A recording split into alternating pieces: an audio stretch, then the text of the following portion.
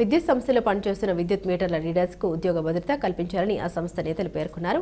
కడప నగరంలో ఏఐటీయూసీ ఆధ్వర్యంలో విద్యుత్ శాఖ ఎస్సీ కార్యాలయం ఎదుట ఆంధ్రప్రదేశ్ విద్యుత్ మీటర్ రీడర్స్ కడప జిల్లా కమిటీ నిరసన తెలిపారు. ఈ సందర్భంగా వారు మాట్లాడుతూ విద్యుత్ మీటర్స్ రీడర్స్కు నెలవారీ జీతం ఇవ్వకుండా ఫీజు రేటు ఇవ్వడం దుర్మార్గపు ఆలోచన అన్నారు. కార్మిక చట్టాల మేరకు కనీస వేతనాలు ఇవ్వాలన్నారు.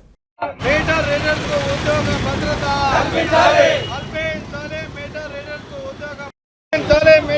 ఉద్యోగ భద్రత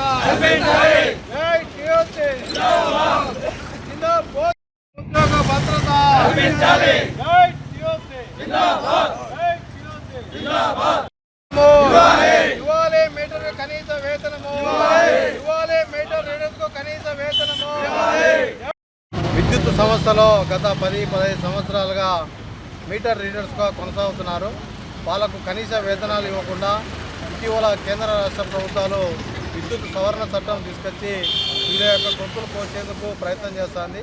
వాళ్లకు నెలవారీ జీతనాలు ఇవ్వకుండా ఫీజు రేటు ప్రకారం వేతనాలు ఇవ్వడం అనేటువంటిది కార్మిక చట్టాలకు విరుద్ధము.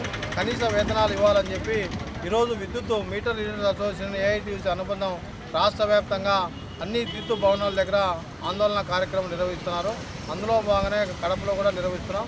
ప్రధానంగా ఈరోజు కేంద్రంలో కానీ రాష్ట్రంలో కానీ స్మార్ట్ మీటర్లు బిగించదని చెప్పి ఒక పక్క ప్రజలు కోరుతానే కూడా ఈరోజు కార్పొరేట్ ఆదాని అంబానీలకు వాళ్ళ యొక్క ఊడిగం చేసేందుకు వాళ్ళకు మేలు చేసేందుకే ఈరోజు స్మార్ట్ మీటర్లు వస్తున్నాయి. వాటిని బిగించవద్దని చెప్పి ఒక పక్క ప్రజలు ఒక పక్క కోరుతున్నా కూడా బలవంతంగా ఈరోజు బిగించే పరిస్థితుల్లో రాష్ట్ర కేంద్ర ప్రభుత్వాలు ఉన్నాయి. వీటి యొక్క మూలంగానే మీటర్ రీడర్స్కు ఉద్యోగ భద్రత అనేటువంటి లేకుండా పోతుంది. వాళ్ళకు ఉద్యోగ భద్రత కల్పించాలని చెప్పి వారి యొక్క సమస్యలు పరిష్కరించేంత వరకు ఏఐటీసీగా ముందుండి పోరాటం చేసేందుకు మేము ముందుగా ఉంటామని చెప్పి ఈ సందర్భంగా తెలియజేస్తున్నాం. నా పేరు ఎస్ గఫార్ బాషా, జిల్లా అధ్యక్షుని కడప జిల్లా. ఎస్ఎస్ రాష్ట్ర కమిటీ పిలుపు మేరకు ఈరోజు ఎస్సీ ఆఫీస్ దగ్గర వివరణ యూనికి ప్రోగ్రాం చేయడం జరిగింది. అలాగే ఈ నెల రేపు నెల జనవరి 19, 20, 21, 22 తిరుపతిలో సీఎండి ఆఫీస్ దగ్గర భారీ ఎత్తున చలో విజయవాడ ప్రోగ్రాము, అలాగే 3 రోజులు నిరాహార దీక్ష చేయడం జరుగుతుంది.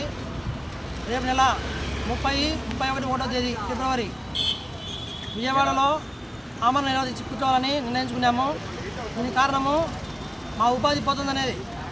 మీటర్ రీడర్లకు స్మార్ట్ మీటర్లు బిగిస్తున్నారు కాబట్టి మా ఉపాధి పోతుంది. మా ఉపాధి పోతే మేము పిల్లలము మా పిల్లలు అందరం కలిసి రోడ్ల మీద పడాల్సి వస్తుంది. అది కానీ వీళ్ళైతే ఇంకా మా భార్య బిడ్డలతో కానీ అమరు నిరాదీసి విజయవాడలో కూర్చొనికి సిద్ధపడినాం.